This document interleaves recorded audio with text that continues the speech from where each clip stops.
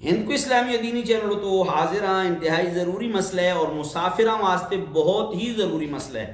جتنے بھی مسافر ہیں انہاں واسطے بہت ضروری ہے. غور نال سنو. سفر ہوتا جلنا والے کو مسافر آہدن. سفر ہوتا جلنا والے کو مسافر آہدن. مسافر واسطے روزے دے احکامات بھی بدل جل دین. مسافر واسطے نماز دے احکامات بھی بدل جل دین. وہ کس طرح؟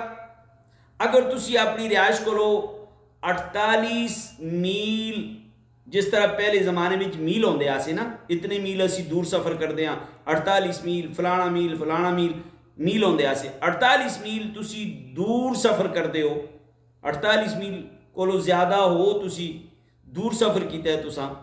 یا اسی طرح 78 کلومیٹر اور کچھ اشاریہ تسی دور سفر کرتے ہو، تساں واسطے نماز دا حکم بدل جلسی. تسی 4 رکعت والی نماز کو 2 وچ تبدیل کر سو. فجر دی تے ویسی ہی 2 ہے، تسی ظہر دی 2 پڑھ سو، تسی عصر دیاں 2 پڑھ سو، تسی مغرب دیاں 3 پڑھ سو، اور تسی عشاء دیاں 2 پڑھ سو اور وتر بھی نال پڑھ سو.